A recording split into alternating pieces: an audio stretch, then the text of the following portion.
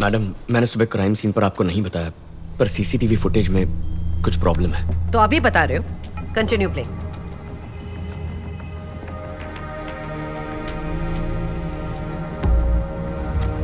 Body dump करने की कोई फुटेज ही नहीं है। डेट फिर से कंफर्म करो प्रीति। टाइम और डेट बिल्कुल सही है मैम। मैं स्टोरेज से भी एक बार वीडियो प्ले करके देखती हूँ।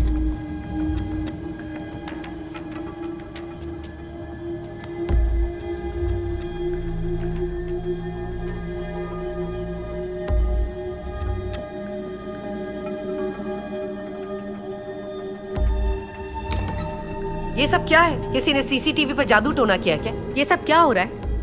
आजकल के कॉलेज के बच्चे इल्यूमिनाटी के बारे में बड़ी बातें करते रहते हैं। प्रीति पॉज करो, थोड़ा रिमाइंड। हाँ बस यहीं पे चलने दो। पॉज करो, पॉज करो।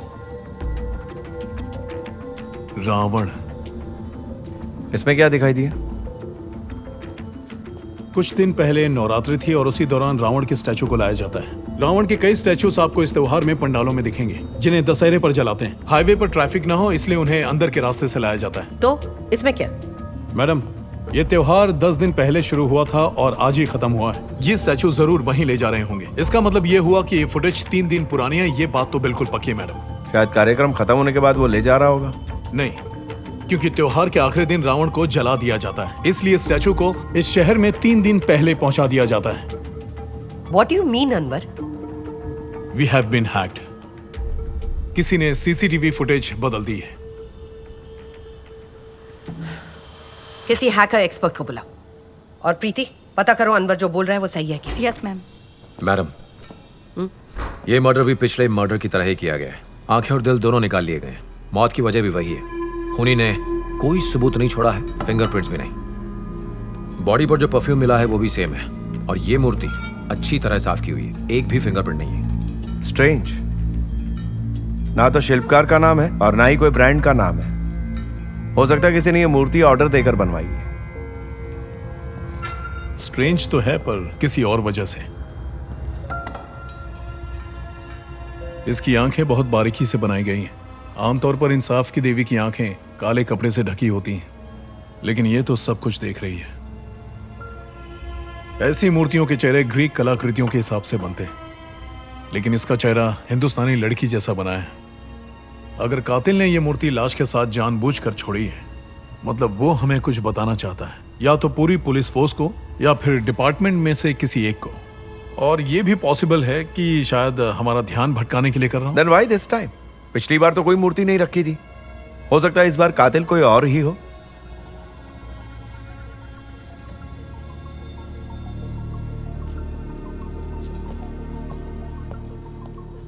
मैडम, अनवर सही कह रहे हैं। यही सेम फुटेज 3 दिन पहले के रिकॉर्ड में भी है।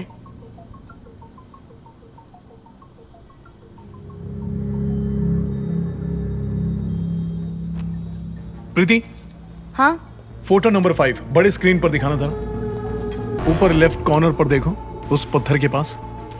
वो देखो, ये इसी किस्म की मूर्ति का कोई टुकड़ा लग रहा है।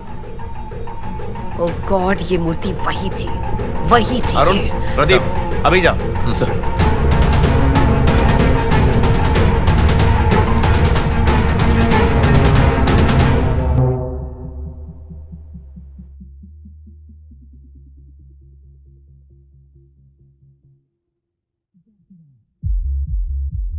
चल बेटा, अपना पिन मत भूल जाना। बस तुम लोग पिन डालोगे, उसके बाद पिन अपना और तुम्हारे पैसे भी अपने। ये हुई ना बात। ये अपना पिन याद रखने वाले कस्टमर भी बढ़िया होते हैं।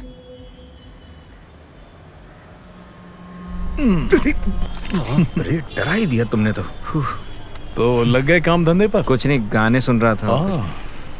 जब से मेरे पास काउंसलिंग के लिए आए थे तब से तुम पर नजर रख रहा हूँ। तुम कब कहाँ किस वक्त क्या कर रहे हो सब कुछ पता है। बहुत पहले मैंने तुझसे एक बात कही थी, भूल गया या याद है? बोल।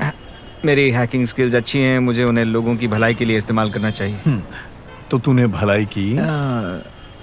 नहीं की। अच्छे बच्चों से मिलने सांता क्लॉज आता है और बुरे बच्चों से मिलने कौन आता है? देखो। ये क्या कर रहे हो? थोड़ी सी सेवा। मुझे घर तक छोड़ के आओगे? घर तक नहीं, तेरे गांव तक। चल अंदर।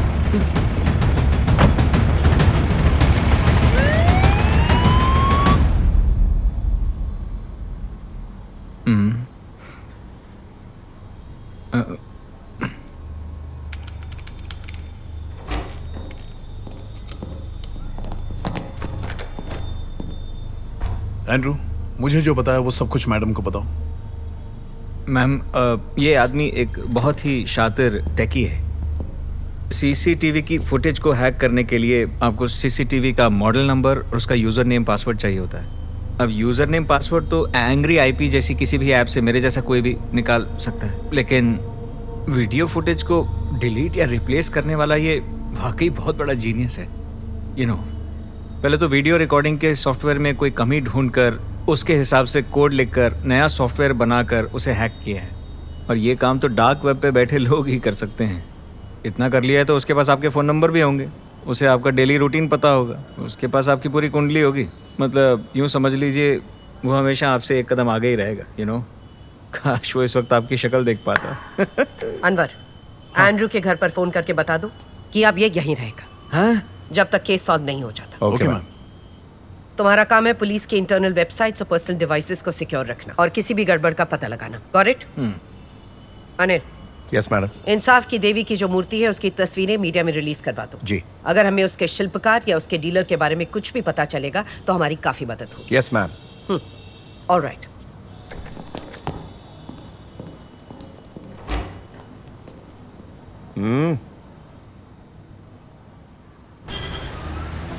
इंसाफ की देवी की मूर्ति आजकल कोई नहीं खरीदता है।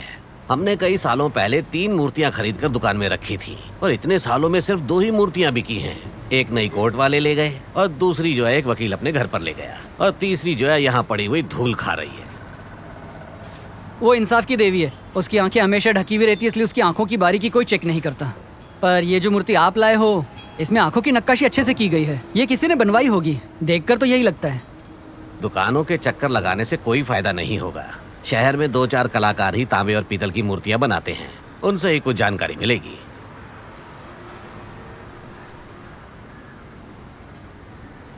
मुझे लग रहा है तुमने सही कहा था। ये केस इतना सीधा नहीं है जितना पहले लग रहा था। उस रात तुम्हारी बात को मैंने ज़्यादा सीरियसली नहीं लिया, लेकिन अब लग रहा है वो वाकई हमसे ज़्यादा चालाक है। अब तो खूनी को इस खेल में मजा आने लग गया है। इंसाफ की देवी जो अपनी आंखों से सब कुछ देख रही है और दूसरी तरफ पुलिस वालों की बॉडी जिनकी आंखें और दिल गायब है। देखा जाए तो ये मेरी जिंदगी का पहला केस है और इस केस ने मेरे आत्मविश्वास को झिझोड़ के रख दिया है। इस पहले केस ने ही मेरे लिए एक चुनौती खड़ी कर दी है। इस शहर में कहीं एक कोने में बैठा एक शातिर खूनी हमारे पूरे पुलिस डिपार्टमेंट को कठपुतली की तरह नचा रहा है।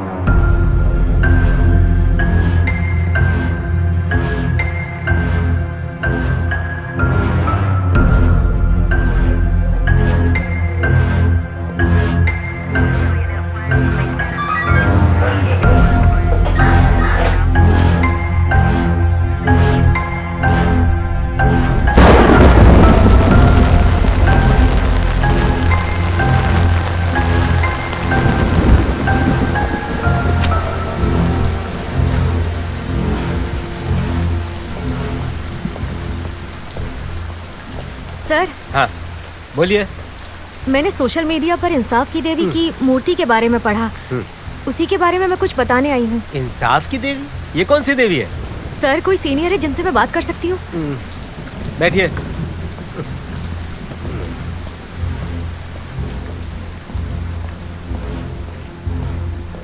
विनोद। हाँ। बाहर एक लड़की आई है, कुछ देवी देवी कह रही है। 1 मिनट, पहले ये देख। ये कैसे किया? तू तो पतला दिख रहा है। फेसबुक का कमाल है। तो फेस चैट पे क्या ऐसा हो जाता है? फेस चैट नहीं, फेसबुक। अच्छा अच्छा, एक काम कर, मुझे भी इस ऐप से बुढ़ा बना दे। तेरे को जवान बनाता हूँ, तैयार हो जा। हाँ ठीक है। गेट अंदर ले। ठीक लग रहा हूँ मैं। हाँ, देख। बाहर कोई आया है क्या? हाँ एक लड़की आई है, उसे इंसाफ की देवी के बारे में कुछ बताना है। इंसाफ की देवी? हाँ, कह रही थी पुलिस की सोशल मीडिया साइट पे उसने इंसाफ की देवी के बारे में कुछ पढ़ा है। इंसाफ की देवी केस वाली? हाँ। अरे यार, तो पहले बोलना चाहिए था ना। अरे क्या हो गया विनोद? मैम, अरे काका कहाँ गई वो? अभी वही तो थी। अरे यार, कोई है क्या? तुम्हें वो लड़की फिर से पुलिस स्टेशन में दिखाई नहीं दी, सही?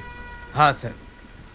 यहाँ का सीसीटीवी काम नहीं कर रहा है क्या? काम चल रहा है। बात यह है कि ये छोटा सा गांव है, इसलिए यहाँ इंस्टॉलेशन में थोड़ा टाइम लग रहा है।